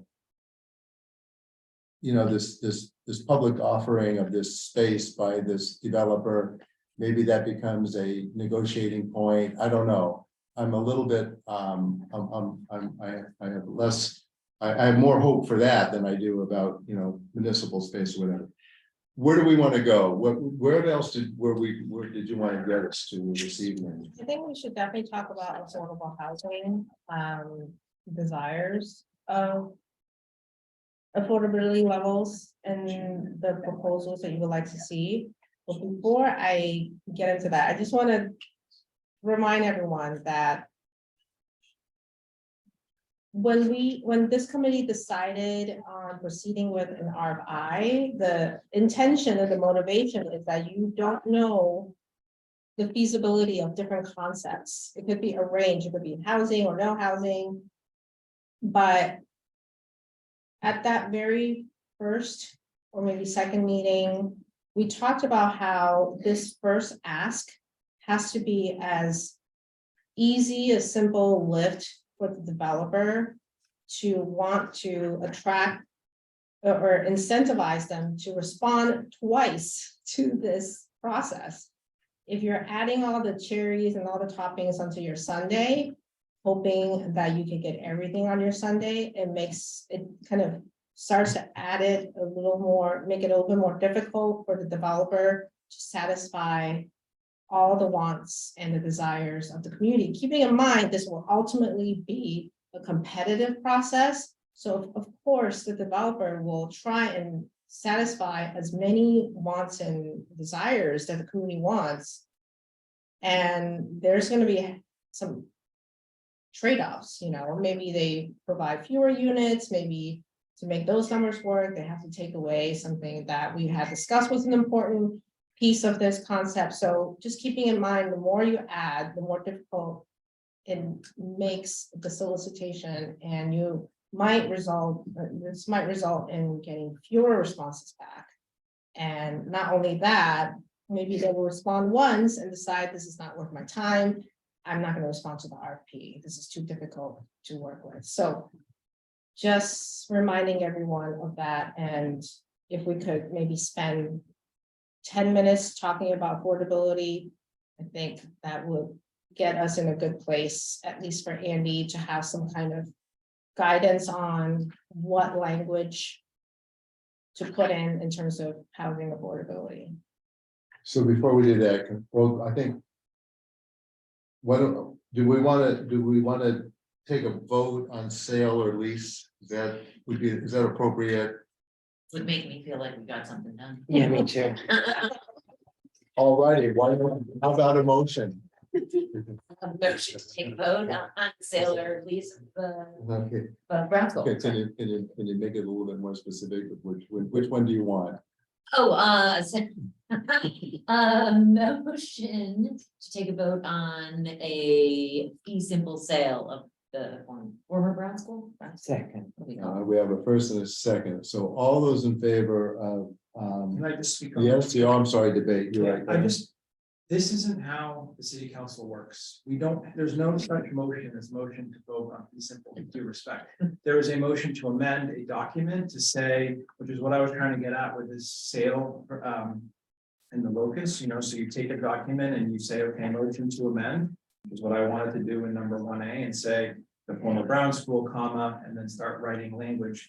So you can take a vote, it's your committee, I'm just gonna vote no, Okay. because this doesn't make any sense to me as a process, and when the minutes are written, there is no Robert's rule motion to do that. So, I Right, mean, so this, we're supposed to work off a document, you know, right, that's how. this is the document we're working on, right? And the document, we are creating an outline to give to the director, so that, the planning director, so that he can create an RFI. And so in that document, it has been suggested that we need to indicate whether or not we want to sell or lease the building. So, If you'd like a suggested motion, you could do 1A, the city of Newburyport is preparing to offer for sale a former Brown School. I'm still gonna vote no, but I'm just telling you, this is at least a suggestion so that the public can follow us and we can have a document that we work off of. right, It's a friendly amendment. Let's do a friendly. that's fine. Well, just so we're under debate. The motion is to include for sale in the document, not to actually sell it. Yeah. Okay, make sure you capture that. But if I may, my understanding of that is that that would remove the or long-term lease, right? We're leaving it Correct. to just, okay. Yes. Again, this is going back to making sure that I at least understand what it. Thank you. Could I ask a question? Sure. Okay, so how much are we gonna sell it for? So I would caution you not to put a number in there because you cannot. Because we make don't that know. binding. Right, but you're not supposed to put a number in there because you cannot hold yourself to it anyway. Well, So I understand, but do you see my point? This is foolish, like completely. Because what we're doing is we're deciding on whether to sell something and we don't even know the value. We're not at that step yet of determining the value. What we are doing is we are putting out a request for information that we want to sell this building and we want, if I may use the analogy, we want a 5 scoop sundae with everything on it, including the cherries and more ice cream on top of that. God, But that's what we're doing. We're putting out a request for information for a building that is for sale under these parameters, and coming back, there will be people of interest, hopefully hordes of them. And we'll be able to take a look at what it is that they are proposing. And with that, we make the determinations as to what it's going to be sold for. By then, if you want to have another assessment done on it, we can talk about that. But this is just to get, do I have this right? This is You're just, getting information. we're getting information. That's This is what we're making my, getting. this is just making my real estate head hurt. Because Well, it's not sorry. that, but it's not that hard to just order an appraisal, and they're not that expensive to get. But we don't know what the appraisal includes because we don't know how much of it is going to be affordable housing, how much of it is going to be the gym, and how much of it might be something else. So we don't know. We won't know until we get answers to what we're asking. What can you do with this, given these guidelines? That's what we're trying to get to. But we have other things that we have, all right, this just makes no sense. This is like, I'm watching it being pigeonholed into something that instead of just getting simple answers for how much the property's worth this way, that way, the other way, it's not that hard for an appraiser to cut it out in different ways. I don't know why we're building this illusion that it's so hard to come up with a market value. It's not. I could probably do it in about 25 minutes on my computer if I had access to LoopNet. It's just that easy. And I think we're just we're overthinking the solution, and We're talking. we're trying to fit talking everything on about- top of the Sunday, but there's just not enough room. Let's start simple. Start with the cone. Let's find out what the cone is. The cone is the value. So let's find out why is it that hard? We do studies on pie in the sky things year in and year out that I see. We spend $300,000 on 4 acres of park. Like seriously, we can't spend $2,500 on an appraisal of the property and have that information? I think this does not preclude from the property getting appraised. They're two separate things. If you want to get the property appraised, I think I agree with you. It's a very low cost analysis, but legally speaking, you cannot put in the price of the property into an RFI. It just would not be an RFI. No, the RFI is basically going to be offers. What are you offering for the property? Because if all we say is we want to sell it, they're going to come back with values. So put it on the open market and see what it draws for offers. At the last meeting, I did talk about adding in the assessed value, and one of the submission requirements is for the developer to come up with a preliminary pro forma, which they would have to put in the sources and uses of funds. So one of the line items for uses of funds would be acquisition. And that's where we can test the idea of how much is this worth in the real estate market without actually putting in a number, asking with a price. So you could accomplish that with the responses you get through that preliminary analysis from your responses. But if you do put in a price, an asking price for this property in the RFI, it would not be an RFI, legally speaking. I just want to know what it's worth. I want to see what somebody comes back with an appraisal. That's all. And I think that could still move forward. It just cannot, the price, asking price just cannot be included in this solicitation. It doesn't have to be. I'm just saying in general. I don't care if it goes in the RFI or not. I'd like to see the document that says, here's the appraisal for this month, 2023, according to XYZ appraiser. That's all. I just want to see what an appraisal comes back at. Council Preston. Sorry, I was just gonna make the analogy that if I owned a property, let's say the house I live in and own here in Newburyport. If I were to move out of that property, I would first make a decision, hopefully with a realtor, about whether or not I would lease rent that property to someone else, or if I chose to sell that property. And then subsequently, if I chose to sell the property, I would work with a realtor to get a value that I was going to put that property on the market with. I feel like we're at the decision of, are we gonna rent the house or are we gonna sell the house? Not at the, what are we gonna sell the house for?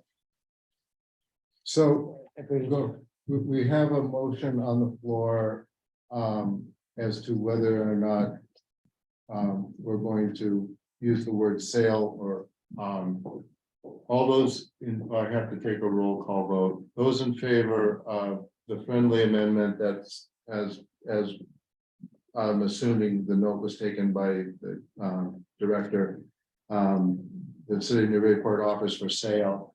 All those in favor No, I'm sorry, can't do that. Roll call, Yeah, roll call. Counselor Lane, Present. okay.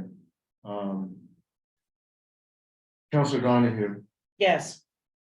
Counselor Counselor Z, No, Counselor Preston. Yes, And I'll vote a yes, passes.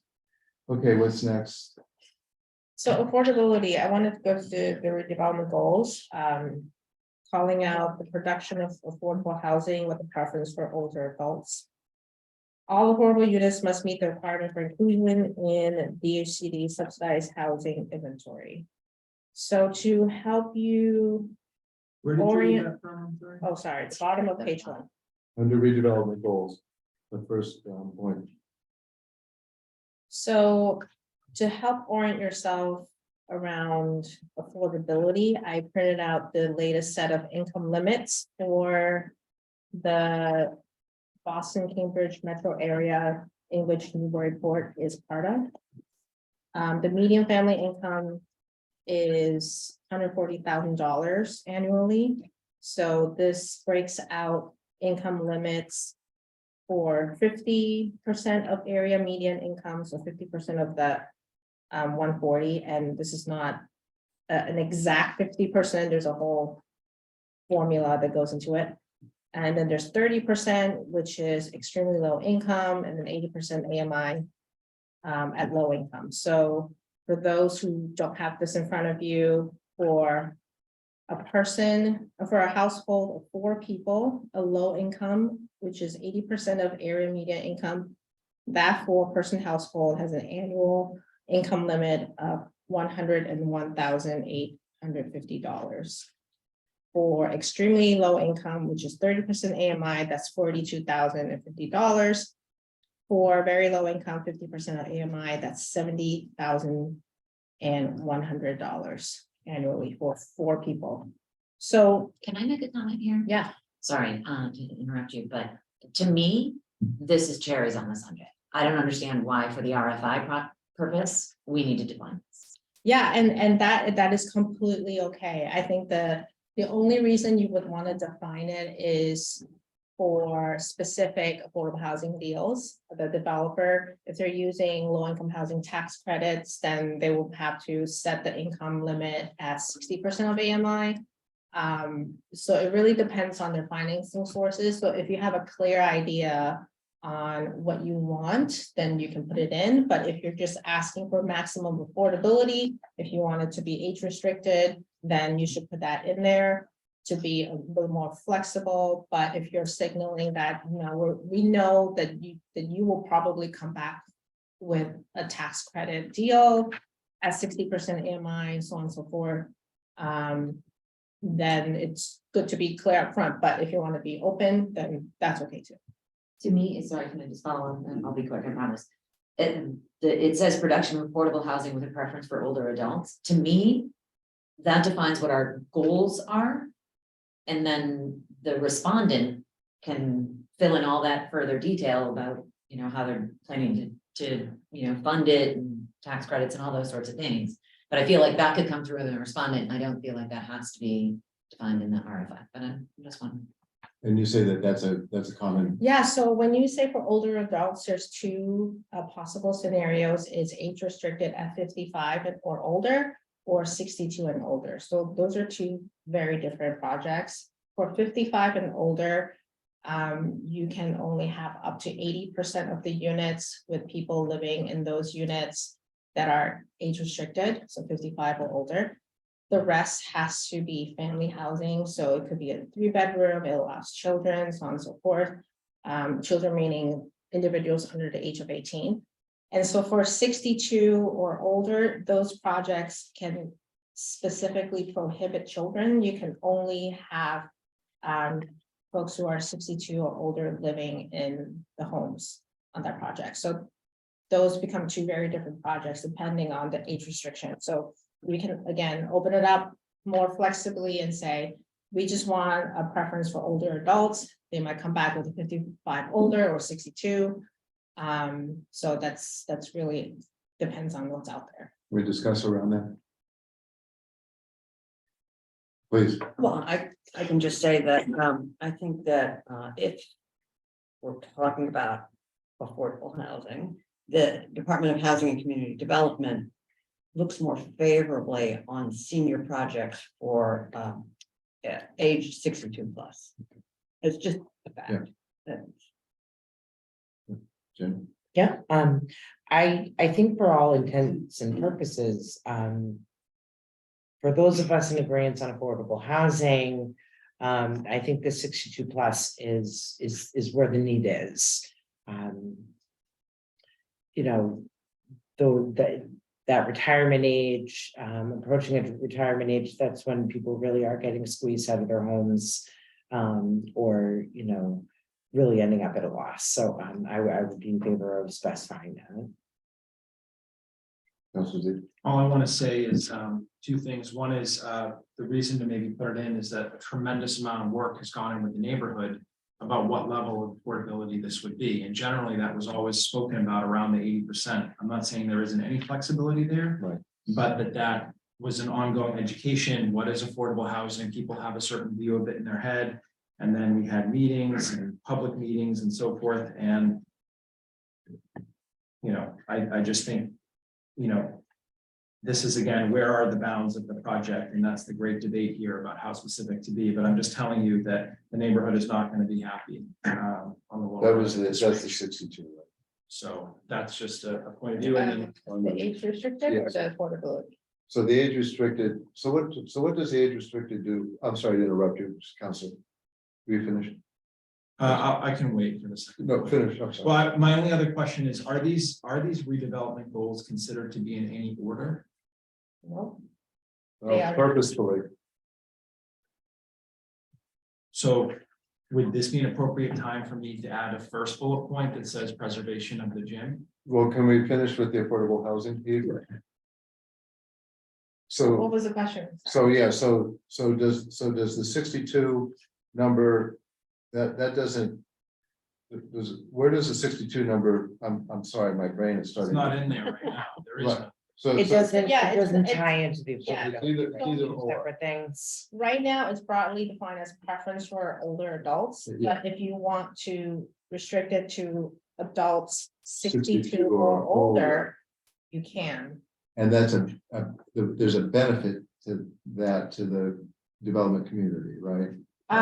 So in terms of financing, there are specific subsidies for that. Like Madeline said, DHCD looks more favorably on 62 instead of 55 plus. The only difference is that you cannot have children living in this building. It would strictly be inhabited by people who are 62 or older. Any further discussion on including an age and or a one of the income limits? So the income limit, you can specify percentage to be set aside for the income qualified units, and the rest be whatever the developer brings back. That again restricts you a little bit more if you're being more specific. If you just want to put in the 62, then the developer will figure out how to finance a 62 plus project, given all the subsidies and tax credits out there. I'd like to include 60% AMI or higher would be my preference, my suggestion. You were gonna say? I was gonna say, just say with the preference for older adults 62 and over. I don't have a problem with saying 60% or higher if it's still a preference. I still want to hear what people would say So you can say at or above 60% as a preference. area medium and Or area. But medium. as I'm saying that, I'm looking at Madeline, who knows this stuff better than I. Go ahead, Madeline, you know it better. Well, I mean, what I suggested was, something that is not so specific, just wanted to see proposals that maximize affordability. And I think that would get us the best sort of mix of proposals for us to review. But in terms of specific affordable income guidelines or restrictions, let me just say, and I've said this before to the city council, that the primary funding source for affordable housing development, working with the Department of Housing and Community Development, is the low-income housing tax credit program, which you referred to, Christine referred to, and the maximum income limit using the low-income housing tax credit program is 60% area median income. And these funds from the Department of Housing and Community Development are allocated on a per unit basis. So it's not, for the building, it's by unit. So if we're talking about something like 20 apartments and the income limit is above 60% area median income, you're not going to get anything through that low income housing tax credit program. There can be some other funding sources at the state level. You could also have a layer of financing permanent, permanent first mortgage.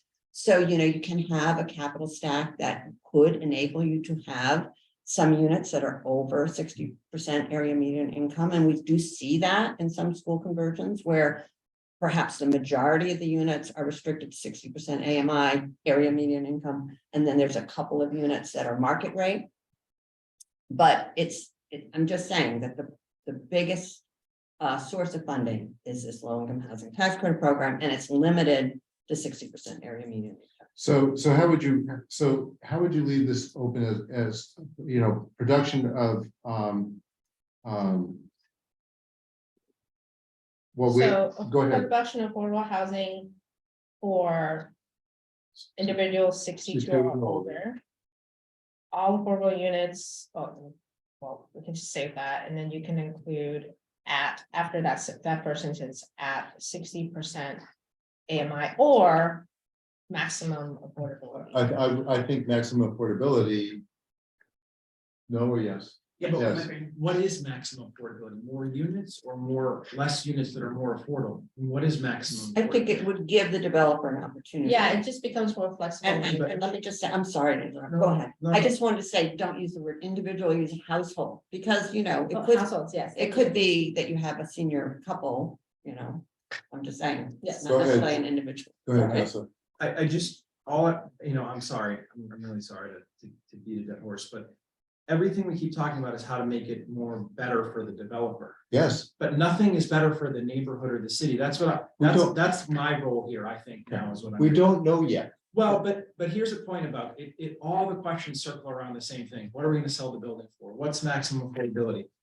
You mentioned earlier, one interesting point for me was, what was the philosophical idea behind the Brown School from the start? And you sort of were implying, I think, that affordable was that wasn't true. In 2017, for 6 months, the number one goal, and you're welcome to back me up or not, was to get as much money as possible for NYS. So that has been a little bit of a shift, right? That's a bit of a change. Not a little bit. That's been But also it's also a departure, it's a change. And so my point is that, Right. we want to make it, I get it. We want to get responses. I get it. We don't want to put out a box that nobody can fit into at all. However, I don't know. I guess this is the debate. I keep feeling like the points I'm bringing up are modest things that have been developed over 8 years plus of public process, like the 80% AMI, that's been talked about. The senior, that's been agreed on too. That was a long part. That actually gave the neighborhood tremendous comfort. So the 62 plus seems to be a win-win for both, a rare one, but one at that. Prohibition of children, I don't know, that could have its own problems. I don't really know about the 55 versus 62. Well, the 62 prohibits the children, but Counselor, so I love these debates with you. The idea here, and so the point of the evening that you made was that we've been talking about this for 8 years, Sure have. right? So what I'm trying to do is I'm trying to say let's put it out there and let's see. We have all these ideas. We're going to now include wanting this gym. So we're gonna put that in there, just because, right? Because, so we're gonna do that, and we're gonna put it out there, and we have this under 4B, we have this opportunity for the developer to read this thing and go, holy Toledo, I can't do any of this. Oh, wait, if I can't do it, I can tell them why, and then we'll know. And then we can let the building sit there for another 8 years, or maybe we'll go, hallelujah, here's a solution. I don't know, but I know it's 5 minutes to 9 So maximum affordability Yes. is the consensus, at 62, 62, at 62.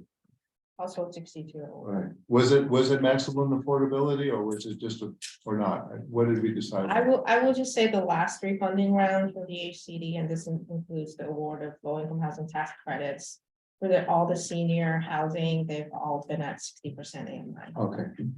So you can Can we- do max affordability, but you will likely get back 60. 60% AMI.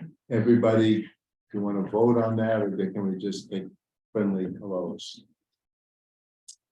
Get a friendly hello. Thank you. Got that, Andy? Got that friendly hello? Yeah, I just want to make sure I understand the parameters that we're putting in this Just the this 62. particular And bullet. that's- So 62 is the age for all the units here, right? We're talking about. But we're saying Yeah, a it would have- preference. Right, Perfect. understood, Yeah, understood. preference for Right. 60. Well, because, you know, it's structured in here, it's just saying must meet these requirements, but then obviously, you know, more later on, we can see, all right, if they can't, they don't think they can make that work, explain why. Yeah, they'll come back with But this is what market we rate want them units to be fix doing. what- Yeah, So 62 as the age, 60% AMI for all those units as well, max affordability, Maximum maximum affordability. affordability. maximum affordability. And percentage of the units that are in that, I think we're leaving that open. leaving it open. Thank you. Okay. Are we on to including the gym? Or was there somewhere else you wanted to go?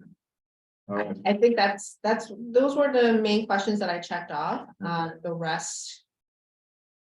I'm confident that Andy can, And some language, both in the background.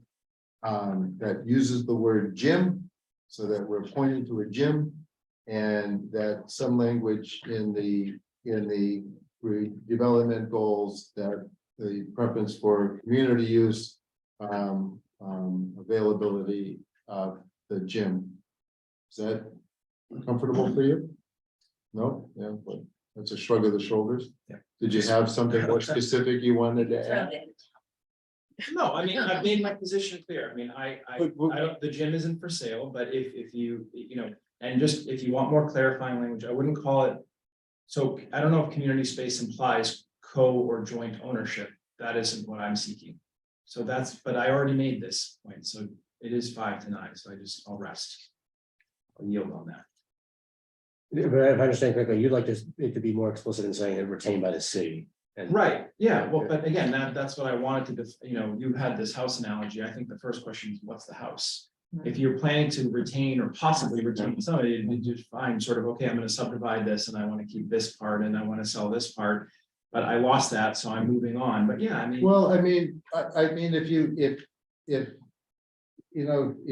you want, Andy, can you go 2 directions with this? Can you insert, you know, we're gonna review what you're gonna write, you know, so can you include the building as a whole, and then can you also include that the gym space is retained by the city, for example? I mean, that's really what you're saying, right, Counselor? And then the city has to come up with what is a minimum of $1.7 million to do something in that space. Is that what you're saying? I don't know. Yes, I mean, or no? It's a pretty simple question. Yes, Okay, close enough for this purpose. thank you, Jamie. Yeah, so since we're being very steadfast and, you know, standing our ground on what we think is the right thing for the entire community based on our singular opinion, I don't want the gym. I don't think we need it. I don't think there is that strong of a hold on it. So if you're gonna be that strong for the gym, I'll be that strong that we don't need it. It doesn't need to be mentioned in this. It's not your building. It's all of ours collectively, with all due respect. And we need to come to a consensus on what's realistic. Are we gonna really spend 107 to keep the gym? That's a whole nother debate for the entire council, not this body. So I'm a little feeling like we're all doing backflips to appease one desire.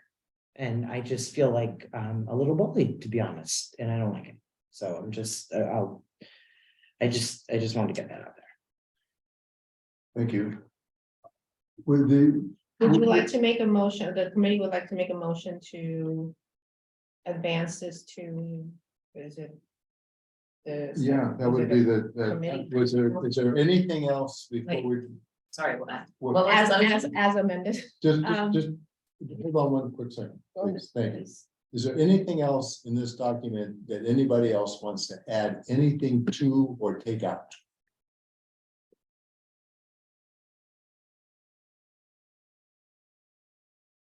We covered the main points for me. Thank you. Anybody else? I'd like to see something about affordable, accessible units on the ground floor, but I'm not gonna, make everybody yield to my will, so I'll just leave it with that. Can I ask a question to that?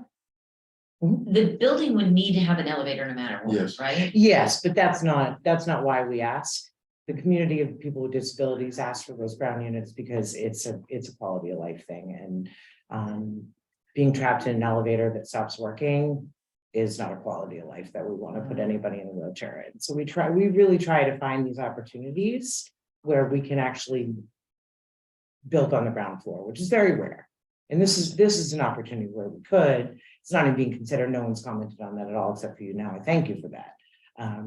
But that is the reason. It's not about the elevator, it's about the quality of life and sort of the same reasoning behind not accepting backdoor entrances, as the status quo. Right. Have you seen anything like that included in an RFI? If it's important to you, you can include it, but RFP, you can specify that if you include affordable, ADA accessible units in your proposal, then you get extra points, so it becomes an evaluation. So that goes on the second round of this, when we go out with an RFP, that we put those specifics in there, and we answer to that need of Councilor Donovan. Yeah, you can put it in as a minimum requirement. If you don't include accessible units, then you are considered not responsive, or if you do include accessible units, that gives you highly advantageous as a scoring. On the RFP. On the RFP. Okay, Yes, on the RFP. Understand. All right, you got that? Is that Yeah. good? Anything else? Anybody want to add or subtract? I had red lines on the whole document. Okay. Ideas. So go ahead. I have a process question. Yeah. I know we're all very anxious to move this forward, and I feel like we have made some progress tonight. But I would have a really hard time saying to do this as amended without having actually. No, we're gonna see it Right. again. So at all this discussion, all this that is gonna come together in a fine document. Pulled together by this young man right here. And we will meet again when that document is been developed, Is that next week? And that's the. and 27th. supposedly by next week. Is that? 22nd is the Yeah. next meeting, but we'd want to distribute it so you'd have time to review. Yeah. Yeah. But is my work done? Your work is. Okay, my work is done. Thank you so much. Yes. It was helpful. Can we possibly what? So there is no motion. You just- Yeah. So I would revise this, send it out to the group next week. We'd review it again as a body on the 22nd, correct? And then theoretically, Council President, so as a result of this meeting, is the ad hoc done? I can't, depending on. No, so we're just gonna do what we just said. We're gonna get it back from Andy. We're gonna take a look at it, and it's gonna go out to the world. But would we, on the 22nd, vote on sending it to the council? Or is that? Now, on the 22nd, we're going to approve what Andy, My understanding is you'd be approving the outline as in its final form. That's. the outline or the actual RFI? Yeah, don't forget, I mean, again, my understanding of the process today, and this is, the intent here, I think, as I understood it, was to agree upon the framework here. The rest of that is really just flushing it out a little further by putting attachments, flushing out the Yes. language a little bit. But it's basically the same substance that you've agreed to here. None of that would change. So it wasn't, the intent wasn't to, within the month of February, have everybody review that final RFP or RFI, but to actually review the outline of this. And then in March, it could be out there, getting proposals and responses back. And then you get again in March into April, you're able to look at whatever people have submitted back. So we're gonna have on 22nd. That would be this outline in its hopefully, final version with the input that we've received tonight, so. Well, you put a cover page and the site visit dates and all the. Right, so it have the, like It's- due date, so all that kind of stuff, it's, a little Like bit. the ones we saw. The boring sort of material that isn't the substance that I think is most important, right? That's the. So that's the stuff for that the gets pushed out. 22nd, with all the boring bits. After the 22nd, right? Oh, No, after. so After. so the 22nd is only a cleaned up I version. think we need to have a consensus over the framework first, I think, and the outline before we finalize and send, something else. I thought we did that. I thought that's just what we did. But again, I think the council presses more, the idea is to have the group review it, and as much as I'd love to say we're done tonight. Clean version. A clean version of this. But do we need to have to meet to do that? I'm just wondering. Yes, we have to do business. We can't- Well, I mean, we could do it. We don't have to, we can do it Not Zoom. necessarily. Oh, is it- Is that what you meant? Or Or is it in person versus remote, or do we have to meet in general? She was just wondering. Many could done. Yeah, I feel like we reached a lot of agreement tonight. well, I mean, off the record, I mean, it's your personal decision. If you can't make it and you would like to submit your comments to the chair, I'll make sure that they get onto the floor. I'm happy to do that. If that, is that? Oh, she's coming. I think I had. Just asking. I thought you I said. think I have a good understanding of what we're looking for here. My concern would be that because there's difference of opinion, across the spectrum here. I wouldn't want to have there be some sort of disagreement about, how that's been characterized in the final version. And I think that maybe goes to council president's point. My reading of this is that you'd want to see that before you agree that this is the final outline that captures things like, the reference to the gym that isn't in here and things like that. Again, just to make sure everybody's at least reasonably comfortable with how that's captured. It's not to say I would like another meeting, to be clear. Oh, gosh, I It's won't. only because I just don't know how you really do that without a meeting of the body, so. But just for my clarity, so we come together on the 22nd, we magically are all in love with it. We vote on it and vote for it to go to the council, or it just goes?